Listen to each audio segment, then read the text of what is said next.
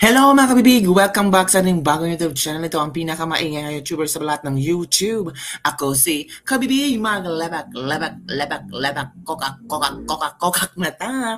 With evidence, kumusta at sana nasa mabuti po kayong kalagayan ngayon, lalo ng ating mga OFW. Sunday na Sunday at day off nila at I'm sure na happy, enjoy kasi bukas simula na naman ang ating pagkayod.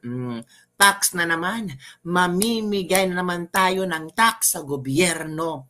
Yan ang ating trabaho bilang OFW. Ako naman, alam mo na bukas, trabaho ulit. Ganun talaga ang buhay bilang OFW. Sa ating mga Filipino sa Pilipinas, kumusta at sana nasa mabuti kayong kalagayan.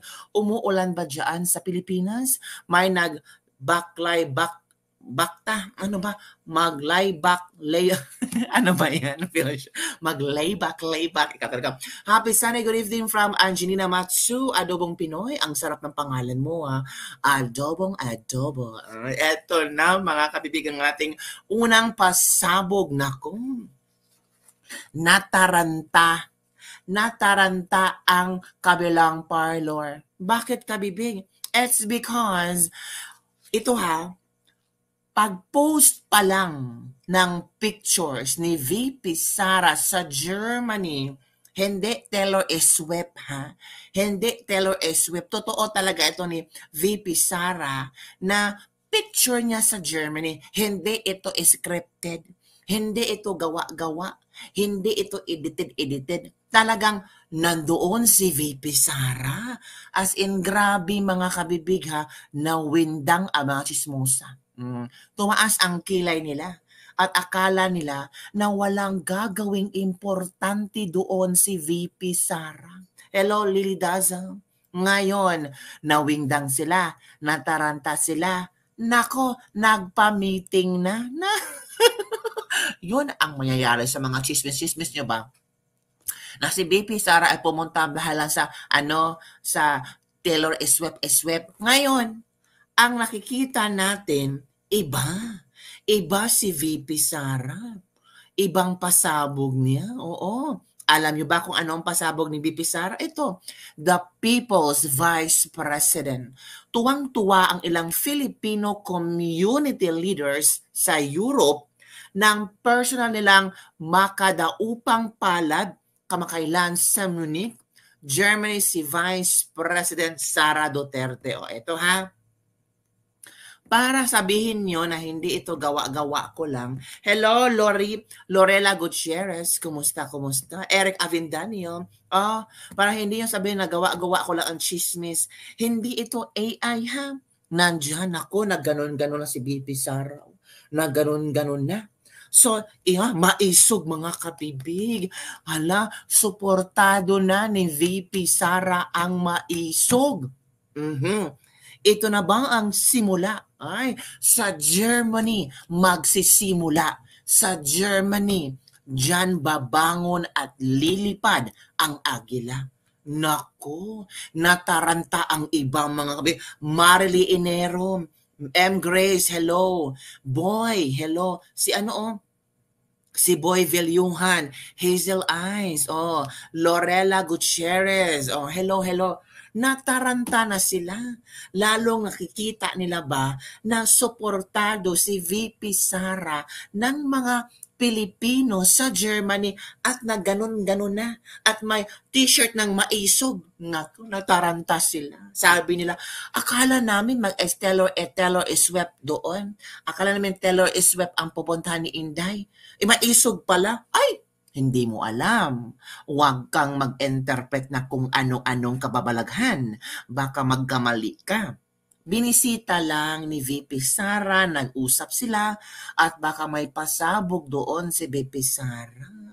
Hello po, Risa Lansing. Hello ka, bibig, 3:31 p.m. dito sa Germany. Okay lang ba kayo dyan? Okay lang ako doon sa Jakarta. Okay lang talaga ako dito. Ito na. Ang daming pasaba. O, tingnan niyo, ay, nag-dinner pala sila.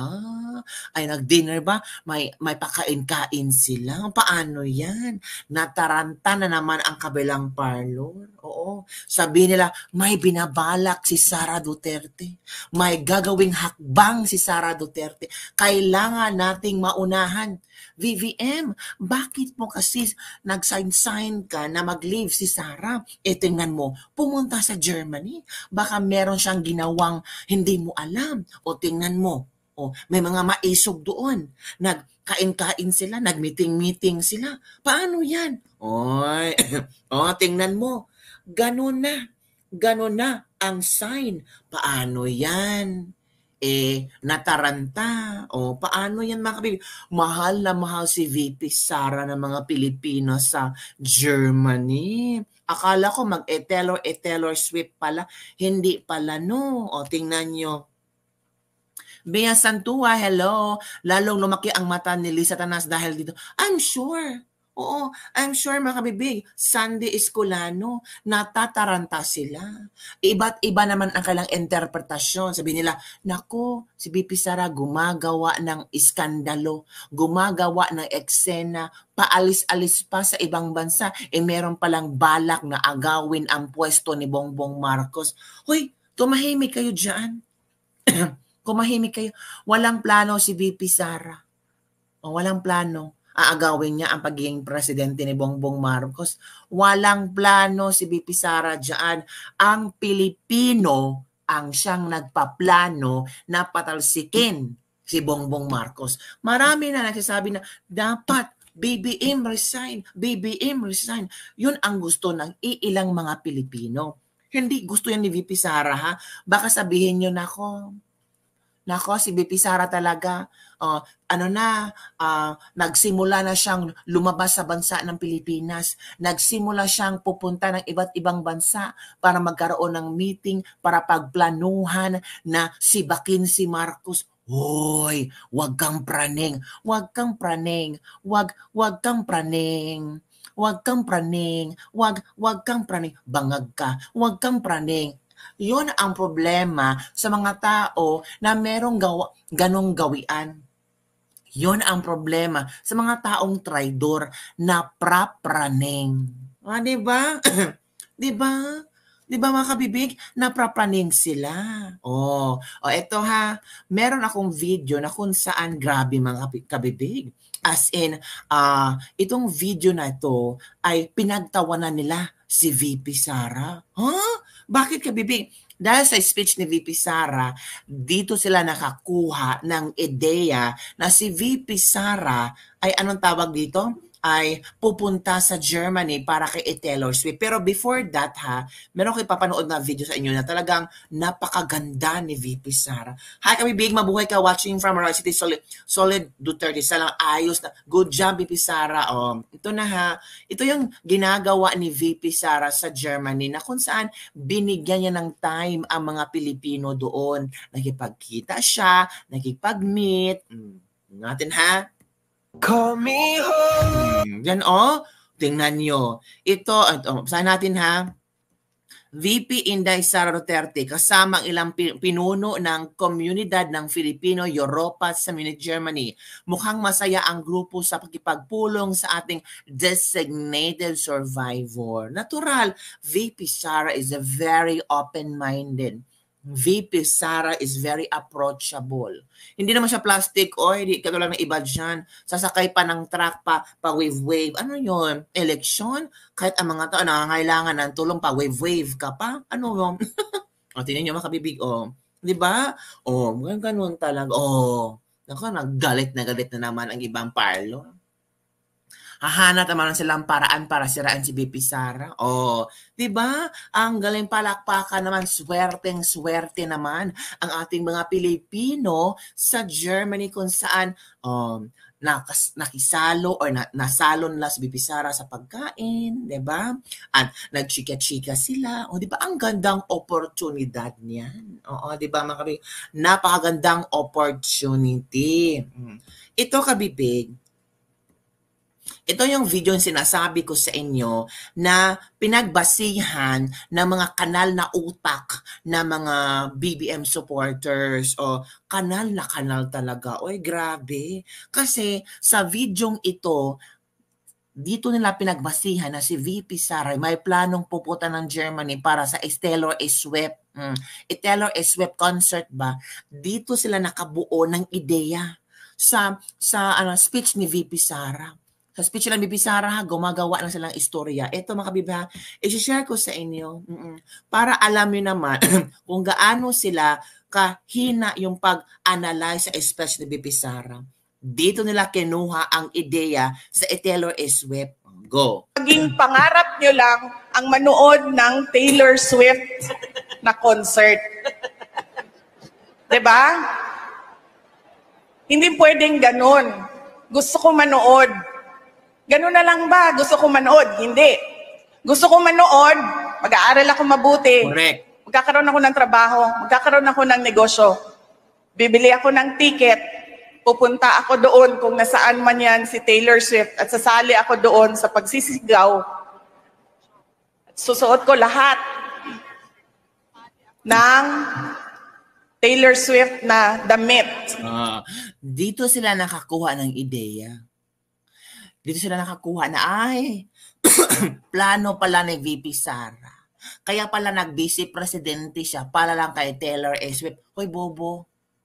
Ang speech na ito ay inihandog niya sa mga estudyanteng nakikinig niya. And knowing Gen Z, take note ha, Gen Z, some of them or most of them love Taylor Swift. Diba? Ako, bilang isang speaker, kukunin ko talaga ang loob ng mga nakikinig sa akin. Ano ba ang topic kung saan makukuha ko ang atensyon nila? And VP Sara did that to the Gen Z.